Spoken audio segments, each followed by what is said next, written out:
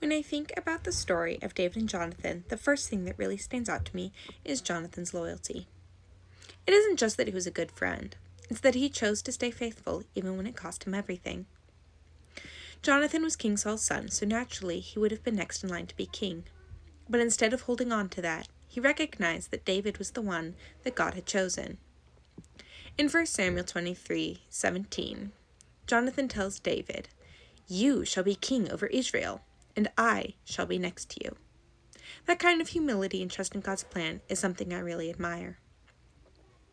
Loyalty is very important to me personally.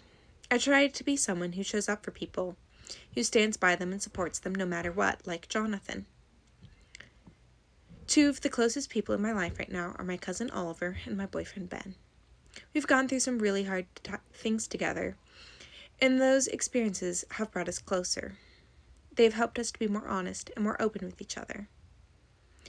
And in some ways, I can see a small reflection of the kind of friendship that David and Jonathan had. But I've also learned that not every kind of loyalty is healthy. There have been times when I held on to friendships way too tightly. I gave so much of myself that it started to affect my own well-being. Those relationships eventually became toxic, and I had to step away. Similarly to how Jonathan in some ways had to step away from Saul. At the time, that was really hard. It honestly felt like I was failing or even betraying someone. But now, looking back, I can see that God was working in those situations.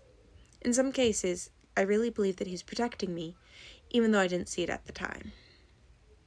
That's where Jonathan's example challenges me so much. His loyalty wasn't blind. It was rooted in what God was doing.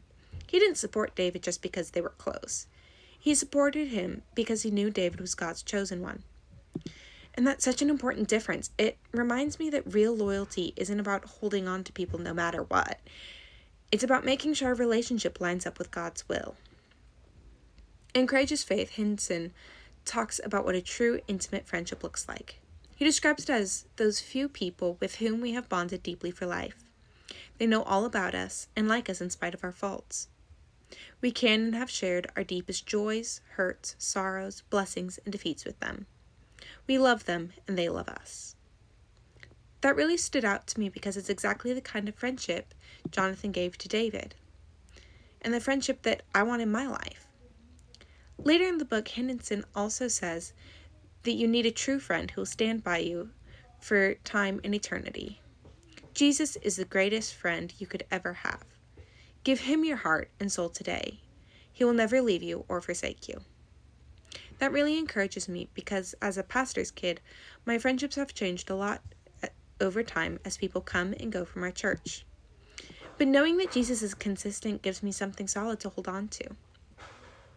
Jonathan's life really makes me think about what loyalty should look like in my own life.